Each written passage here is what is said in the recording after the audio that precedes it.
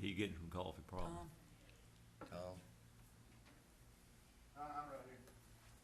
They're holding the door for me. Michelle will be here in about 10 minutes. Yeah. When we get to the house, yeah. Yep. When she gets in, it's probably over with. Right.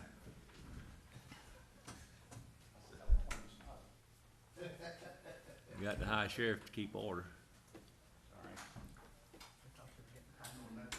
No, I was talking to Sheriff. Bless you.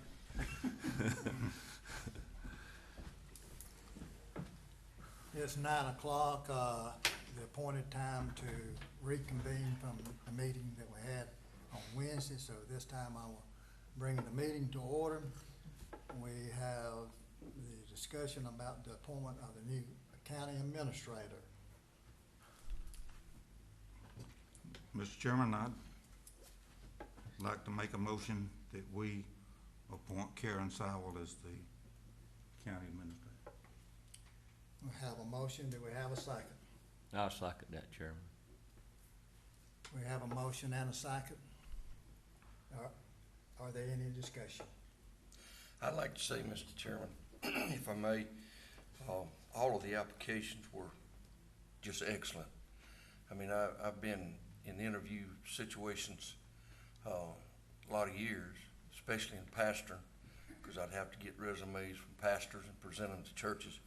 But I've never seen one that all 5 of them qualified for the position they were applying for. And all of them met the qualifications and were presented themselves well. And I just thank them for being interested in the job and applying for it, and wish them all well in their positions they're in, and pray that we all make the right decision in what we're doing. Any other discussion? I'd like to make a comment behind Commissioner Terman. 2 of the applicants right here this morning. I appreciate them coming. I appreciate the applications. And I think they learned from this experience they went through. I know I learned something from coming in and talking to them.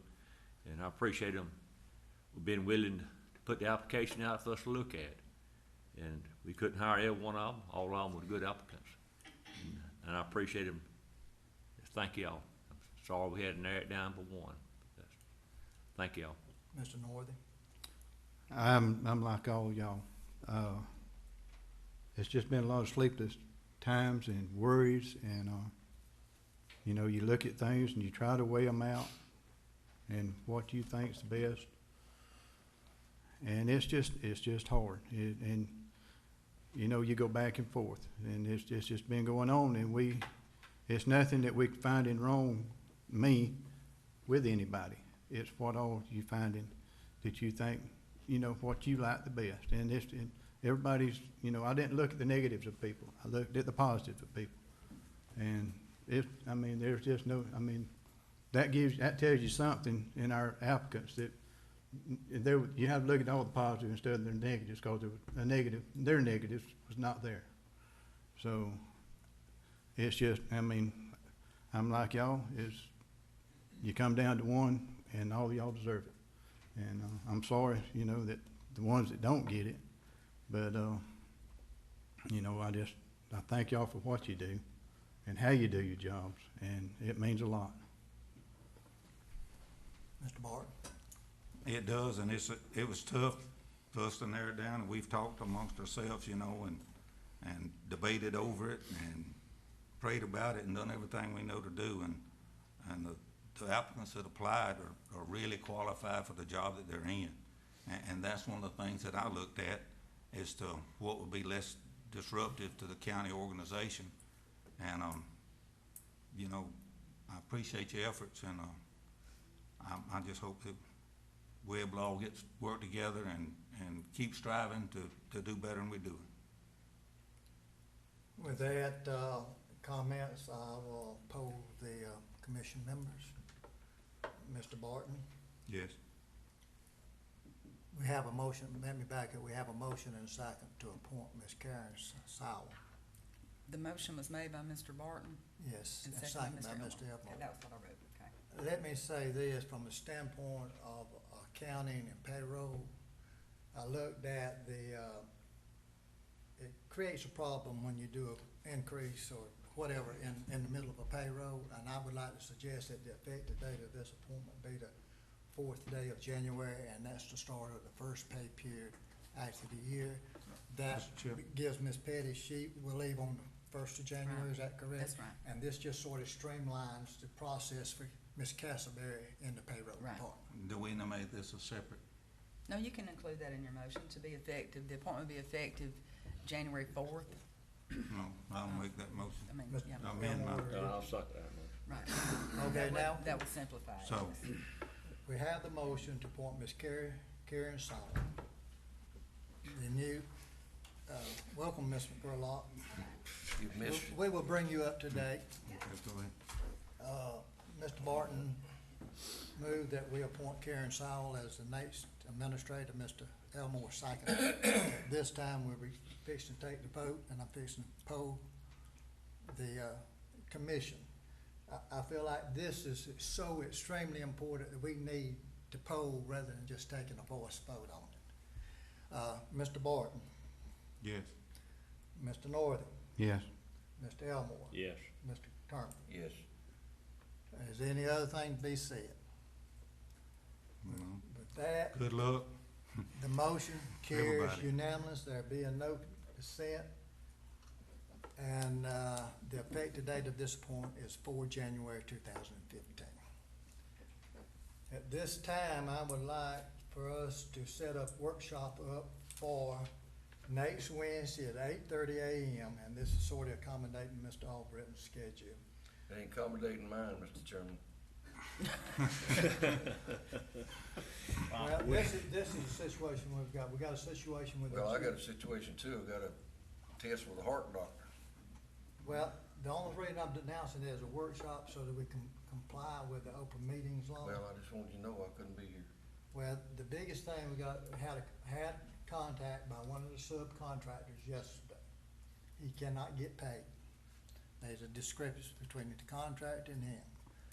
I have called the, architect. He is going to try to mediate that and bring it to us.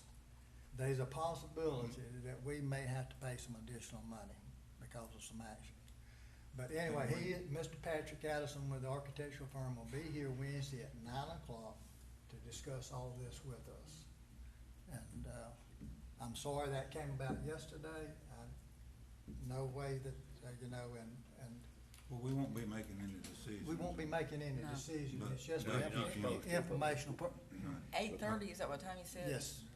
It doesn't have to be 8:30. He just asked me if it would be better for me at One 8:30. time he said 8:30, and then he said the guy would be here at 9, that's the confusion. Yeah, I think he wants to convene the workshop at 8:30, 8:30, 30 minutes before he's gonna get here. right. Of course, you can't get him 15 minutes late too. You know, Yeah. that's usually what I do. I usually late. And there's a but- couple of other issues with the new jail addition that we need to discuss, and Mr. Kevin Kennedy is the point person on this, and it's gonna be, I'm asking him to be at the meeting because he's more familiar with what all is going on, and so I checked with him, and he's okay with that. Chairman, can you refresh our memories what's going on over there at this time? You talking about a Well- meeting? Can we talk about that now? Can- I guess. Yeah. All it is, Yeah, we just can go what's going on. We're not gonna vote on There's that. I'll ask Kevin to comment. There's a continuing concern about the leakage of water out from under the existing lab as to what we might can do to identify that. That, and that is a big concern. And the other thing is, the sheriff has made known that they would like to get to work on the security system as soon as possible because we're having more problems over there with that. And, so I'll just let Mr. Kennedy. May I say something first? We had discussed this last Tuesday, I believe, just in general, didn't we, Mr. Kennedy? About the Wednesday. water problem under the, That was Wednesday. That was Wednesday. It was Okay. after the meeting, I think. it was after the meeting, we discussed it, and what you talked then, the other thing about, you won't be no problem to handle it, is there, No, sir, that, is it's it no, an it's issue, no issue problem. now? Why are we bringing it back up? No. It's just a simple discussion because the architect had sent some paperwork over that all of you should have received last Wednesday, I believe. It just states that the problem is under control now, but there was a concern about a possible problem in the future. And that's what I've worked on to try to figure out where this water's coming from. It's a lot of groundwater from time when it rains, and it hasn't rained lately. There's still a little bit of water in a few places, and it's very difficult to see inside a concrete slab and inside pipes where this water may be coming from. It's pretty evident it's probably coming from a drain somewhere. The condition of the jail drains is questionable in some areas. I have had to replace them in some areas, and there's probably a leak in there now that I haven't found yet. And the way I'll find it is when it gets stopped up. And I have to root it out with a roto-rooter of some kind, and I'll find, when I pull it back, I'll find red dirt or something on my roto-rooter. I'll see some redness in the water. It's not uncommon. I've done that probably 10 times in the past 5 or 6 years and had to saw the concrete slab up, dig under the slab, repair broken pipes that are from roto-rooters going into them all the time. And this is from inmates flushing plastic and clothes and everything else down toilets. I don't see an easy solution to it. It is what it is, and we address it pretty much on a daily basis with problems with those lines. And I don't doubt there's a hole in one of them somewhere because of the amount of equipment and stuff we have put down these lines to try to clean them out. And that's my feeling from what I know about working over there for 11 years and the condition it's in and what I've had to repair over the years. That it's more than likely a drain line, and with 200 plus people in there's somebody taking a shower all the time. In each block, there's a shower going all the time. And there's very little water coming out from under it. And there's no structural damage that we can see anywhere walking around the building in checks trying to find where this water's coming from. And we're on top of it daily. As far as leaks over there, we fix leaks over there daily. There's a lot of plastic parts in this acorn stuff that's put in this, and it leaks daily. It really does. One of the areas concerned is we have a contract with CD&G that's doing all the testing. They have a concern that this may affect the final testing. And it's going to, Mr. Chairman, and that was something I was gonna bring up. And that It is, we are probably facing a possible liability. In other words, they do not want to be held liable if it develops a problem, Mr. Albrecht. I think they're looking, and I think they're wise to do this. If there's a problem when we started, we need to determine who is going to pay for those damage or the fix or whatever. It's not in the contract for the jail. And so that is a concern, and the architect has concern, and that's what he's going to talk about. And I think he'll bring to light some other issues that I just don't know. can address at that time better. I do not know all the details, Mr. Elmore. It's just that this is what's come through on emails to me, and trying to, the subcontractor here, it was yesterday, Miss Petty was not here, so he was supposed to have been in Nashville, and he took that time to come here and talk to me, and then I got on the phone on the board and talked with Mr. Addison along with the subcontractor, and they thought that was the best thing to do is to have a meeting to discuss all this, to get all the points clear as to, so we don't have a liability that we're not expecting that's gonna cost us a lot. You had mentioned about some extra cost we may have to pay. Is that Well, right, Chairman? Or that? I really would not get into that right now because I don't have the figures with me, but it has to do about the amount of dirt that was hauled in this field. Well, that's an issue, and I don't have the figures either, but I do want to make y'all aware that Rob Foreman, who is your lead person with CDG that does the concrete testing and all that, wanted y'all to be aware that y'all approved a contract with them for what we called a budget amount.